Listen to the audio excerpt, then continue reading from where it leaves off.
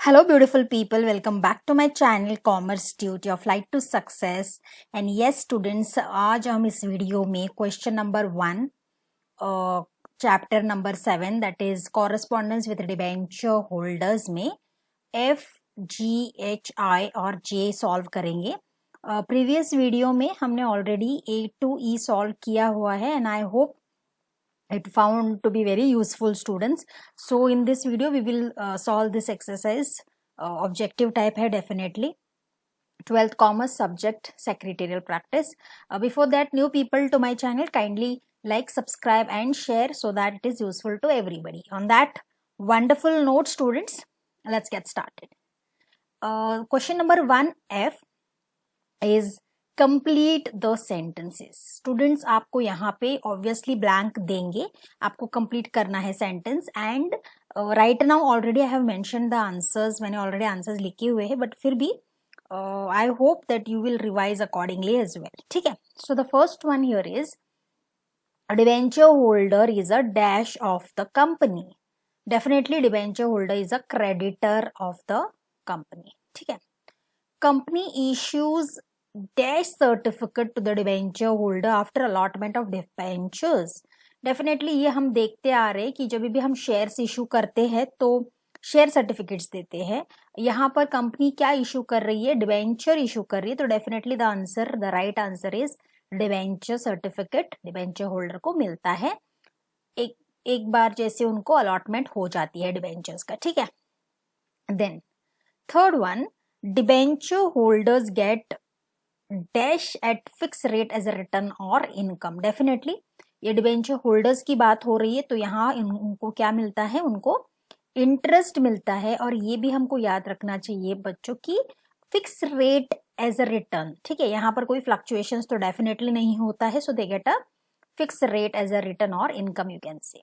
Next, in case of registered debentures interest dash are use to pay interest. Definitely जैसे I would like to relate, यहाँ पर मैं क्यों relate करके आपको बोल रही हूँ, क्योंकि आपको अंदाजा आ जाएगा कि जब इशू ऑफ शेयर्स जब हुआ था या शेयर होल्डर्स को जब डिविडेंड दिया गया था तो उनको भी वही स्पेसिफिकेशंस थे. सिमिलरली ऑब्वियसली वहां पर डिविडेंड था, लेकिन ये डिवेंचर्स है तो यहाँ इंटरेस्ट होगा. So what is it, what is how the interest is paid? Definitely in case of registered debentures, fourth one, interest warrant are issued to pay interest. ठीक है. तो यहाँ पर क्या यूज होता है? Interest warrant.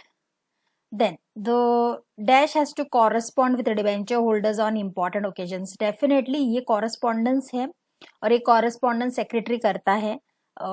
And that person is the one who has to correspond with the debenture holders on different or important occasions. So the right answer is secretary. I know you can see the answers on the screen definitely, but फिर भी मैं dash बोल रही हूँ क्योंकि I want to explain you the answer so that ये आपके long term memory में फिक्स हो जाएगा कि इसका आंसर ये भी है और इसी वजह से है.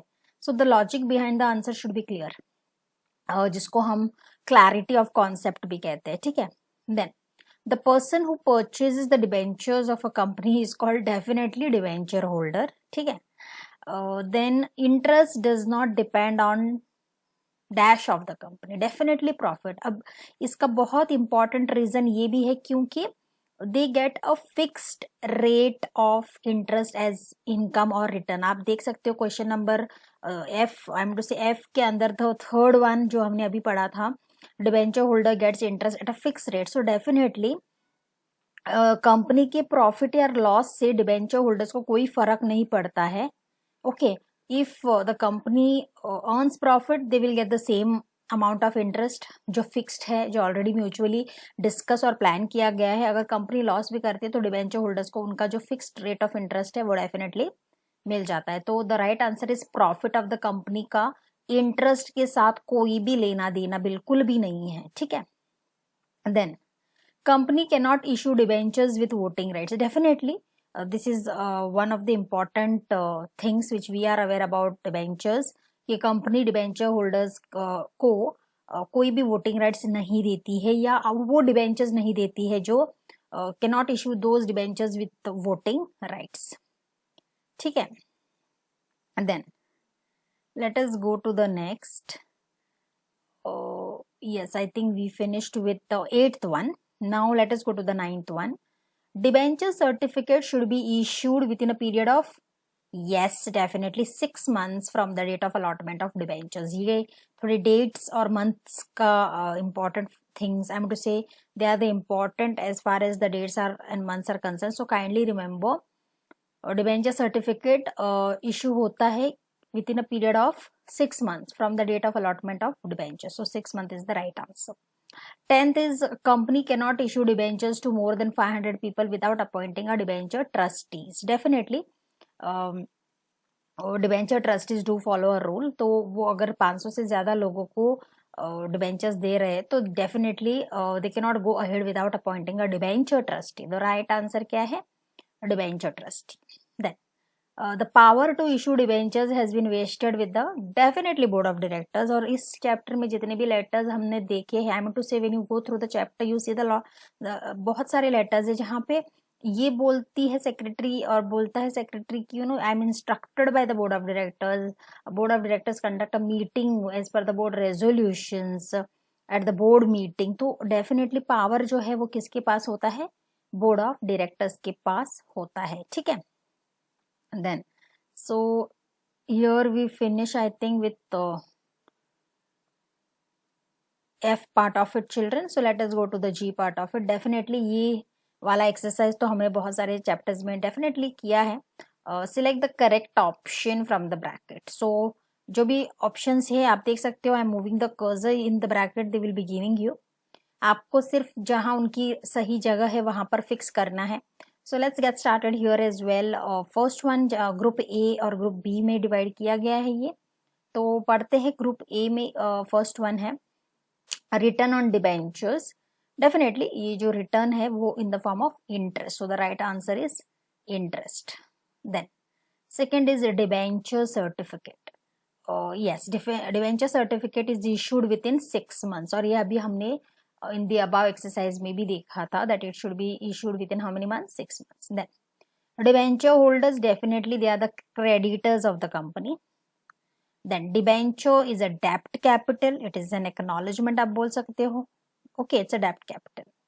Then power to issue debentures rest with definitely board of directors. अभी मैंने इसका लॉजिक भी आपको बोला है. It is the one and whole and soul आप बोल सकते हो. बोर्ड ऑफ डायरेक्टर्स ही वो है जो उनके पास वो पावर होता है जो वो इशू कर सकते हैं डिबेंचर्स को. ठीक है. Then let us go to the H part of it. Okay, answer in one sentence. I think answer in one sentence is the easiest part and you can write. आपको यहाँ पर थोड़ा सा फ्रीनेस है कि आप अपनी जो अंडरस्टैंडिंग है वो एक सेंटेंस में आप लिख सकते हो. Okay, but I have tried to give you all the you know exact जहाँ पर आप उसको फोकस में रख के आंसर लिख सकते हो. So I just tell you question number H that is answer in one sentence. Now who is debenture holder. इसके मैंने 2 आंसर्स दिए हैं definitely because you can write in your way of understanding. तो एक तो मैंने बोला है कि debenture holder is definitely a creditor of the company. ये भी आप लिख सकते हो. या आप डिबेंचर होल्डर को बोल सकते हो कि a person holds the debentures of a particular company is called as debenture holder. ठीक है. तो आप थर्ड आंसर ऐसे भी लिख सकते हो कि a person holds the debentures of a particular company and gets a fix rate of interest as a income is called a debenture holder. तो it is based on the understanding. तो ये दोनों मुझे सही एंड सिंपल लगे तो मैंने ये पुट अक्रॉस कर दिया है. You can again put in a very different way also. Basic things जो है वो अगर रहेंगे तो your answer will be acceptable. ठीक है. Then what is the income of the debenture holder. Definitely उनको एक फिक्स्ड डिबेंचर इंटरेस्ट मिलता है. आप यहाँ लिख सकते हो the income of the debenture holder is fixed debenture interest which is given to them or is agreed by the company and the debenture holders. So this way also you can write. Again question number 3 है यहाँ पे age के अंदर. What is a debenture? Again debenture is a borrowed capital आप लिख सकते हो या debenture is an acknowledgement of debt आप लिख सकते हो. Acknowledgement of debt capital भी आप लिख सकते हो. So definitely it's very simple. Okay, what is debenture एक लाइन में आप लिख सकते हो. ठीक है. So you can write debenture is an acknowledgement of debt capital or debt. Now what is convertible debentures? Obviously हमने इतना सारा convertible debentures के बारे में पढ़ा है students. So I think we are now aware that debentures which are convertible into equity shares on the expiry of specified period and at specified rate mentioned in the terms of issue, उसको हम क्या कहते हैं, convertible debentures कहते हैं. ठीक है. So here you can see, I will just bring little bit यहाँ पे रेट के no, just put a space here and so that it is very very clear. Okay, now I think it's clear. Yes. So what is convertible debenture? Debentures which are convertible into equity shares on the expiry of specified period and at specified rate mentioned in the terms of issue. ये आप definitely लिख सकते हो. Then who takes decision? Okay, who takes decision to allot the debentures. इसके ऊपर बहुत सारे different ways में क्वेश्चन पूछे गए हैं जो हमने ऑलरेडी डिस्कस भी किया है स्टूडेंट्स, है ना.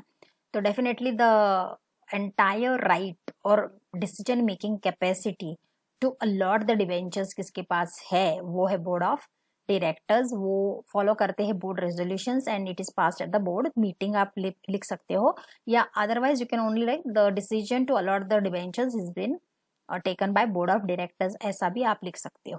ओके, सो यहाँ पर मेन फोकस आंसर आपका बोर्ड ऑफ डायरेक्टर्स है. You can write either ways. ठीक है. Next, sixth one, which form is enclosed along with the letter of redemption of debentures. Definitely students, the right answer is debenture redemption form. तो आप लिख सकते हो debenture redemption form is enclosed along with the letter of redemption of debentures, but try to complete the entire statement. Yes, okay, you can just follow the statement and complete the sentence, so that will be the best way to write the 1 mark answer. और जो straight away answers होते हैं जैसे who is debenture holder is a creditor of the company, बस. तो I'm just giving an example how you're supposed to write. Then which certificate will be issued after allotment of debentures? Definitely अगर हम shares issue करते तो share certificate मिलता है, यहाँ पर तो क्या मिलेगा, डिबेंचर सर्टिफिकेट. आप यहाँ पे 1 मिनट, आप यहाँ पे सर्टिफिकेट ऑफ डिबेंचर भी लिख सकते हो. ठीक है. So this is about H part, students. Let us go to the I part. Again, I'll just read out what is I all about. Correct the underlined words and rewrite the following sentences. यहाँ पर underline में आपको एक word दिया गया है, आपको उसको replace करना है. Definitely, it's a very interesting exercise also and बहुत easy है. और ऐसे exercise अगर आप solve करेंगे तो ये clarity of concepts के लिए बहुत easy हो जाता है. ठीक है. The first one is the person who purchases debentures of the company is called as shareholder. बिल्कुल नहीं, यहाँ shareholder की बिल्कुल कोई भी बात नहीं है, तो ये आंसर इज डिबेंचर होल्डर. ठीक है. Then second one, debenture holders get regular dividend at fix rate. Kindly read the sentences properly students, की वहां पर ही थोड़े से ट्विस्ट होते हैं. दे जस्ट जज यू, आर यू अवेयर कि you are talking about debentures और शेयर्स. तो ये बहुत बारी हमने देखा भी है प्रीवियस एक्सरसाइजेस में. सो यहाँ पे डिविडेंड की बात हो रही है, जो बिल्कुल रॉन्ग है. यहाँ पे the right answer is interest, because debenture holders get regular interest at fix rate and not dividend. Third है हमारा, a share certificate must be issued after allotment of debentures, जो बिल्कुल ही गलत है. Debenture certificate must be issued after allotment of debentures. ठीक है. Then fourth one जो है वो है, a debenture redemption reserve fund is created by the company for redemption of shares. Definitely not, redemption of shares की तो बात ही नहीं है. यहाँ पर है रिडेम्पशन ऑफ डिबेंचर्स. अगर हम डिबेंचर रिडेम्पशन रिजर्व फंड की बात कर रहे हैं तो it is related to debenture. Kindly understand it, because जब हम एक फ्लो में होते हैं एग्जामिनेशन में लिखते हुए तो we just follow whatever is written in the end, तो हम पूरा सेंटेंस आराम से नहीं पढ़ते हैं. तो सेंटेंसेस को पहले पढ़ो, definitely you will not gate confused. ठीक है. So the right answer is redemption of debentures. Then fifth is a demat request form is sent along with a letter of redemption of debentures. बिल्कुल भी नहीं, हमने ये previous exercise में भी देखा है. डीमेट रिक्वेस्ट फॉर्म नहीं होता है, वो होता है डिबेंचर रिडेम्पशन फॉर्म होता है, जो रिडेम्पशन ऑफ डिबेंचर्स के साथ सेंड किया जाता है. ठीक है. सो द राइट आंसर यहाँ पे जो है वो है debenture redemption form. Then sixth and the last one is, a company must issue debenture certificate within 8 months of the allotment of debentures, जो बिल्कुल भी गलत है. The right answer is within 6 months and we have discussed a lot on this 6 months and मैंने आपको date और month को याद रखने की भी सलाह दी है. So definitely the right answer is 6 month. ठीक है. So students, let us go to the J part of it. Okay, J part of it, and there are only two things here. First of all, I'll read J का question जो है, arrange in proper order. Definitely ये jumbled form में है, आपको properly in the form of sentence लिखना है.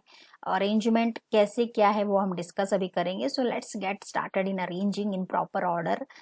Question number 1 में पहले तो उन्होंने दिया है board resolution A, B allotment of debentures, C board meeting. Yes students, सबसे पहले जो है वो मीटिंग कंडक्ट होती है. तो फर्स्ट सेंटेंस आप क्या लिखोगे? नंबर 1 पे आएगा बोर्ड मीटिंग. बोर्ड मीटिंग होने के बाद बोर्ड मीटिंग में ही एक बोर्ड रेजोल्यूशन पास होता है. सो डेफिनेटली द सेकंड जो है वो है बोर्ड रेजोल्यूशन. और बोर्ड रेजोल्यूशन में जो डिस्कस होता है कि क्या करना है, अलॉटमेंट करना है डिबेंचर्स का. बोर्ड ऑफ डायरेक्टर्स तो होते ही है, तो they decide about the allotment of debentures. So the third में जो आएगा वो होगा अलॉटमेंट ऑफ डिबेंचर्स. तो the right sequence is first is board meeting, second is board resolution, and third is allotment of debentures. So in the answer format examination में आपको पूरा sentence लिखना है. I've just showed you in the number format children. तो आप starting से लिखोगे. पहले आप लिखोगे board meeting, first A, B आप लिखोगे board resolution, और C आप लिखोगे allotment of debenture. This is how you are supposed to write. Let us go to the second one, students. That is, first is they have given interest warrant, then B allotment of debentures, then C board meeting. Students, always remember board meeting पहले होता है. Okay, then second यहाँ पे आप देख सकते हो board meeting में डिसाइड होता है कि अलॉटमेंट ऑफ डिबेंचर करना है. तो डेफिनेटली सेकेंड जो आएगा वो होगा अलॉटमेंट ऑफ डिबेंचर्स. और उनको जो इंटरेस्ट हम पे करते हैं डिबेंचर होल्डर्स को, वो कैसे पे होता है students? In the form of और through interest warrant. So third number पर आएगा interest warrant. So students, you have to write in the sequence. Number A will be board meeting, number B will be allotment of debentures, and number C will be interest warrant. You have to write in this sequence. I hope students that this revision is definitely going to help you out, so that it becomes a preparation tactic for the exams for sure. So that's it in this video, students. Definitely in the next video we will definitely come with more things, so that those videos will help you in all ways. So those people, I would again say, if you found the video useful, kindly like, subscribe, and share it to those who will definitely get some advantage of these videos, and you will prepare yourself for the exams as well. So I'll conclude this video here, children. Thank you so much. See you soon. Thank you so much.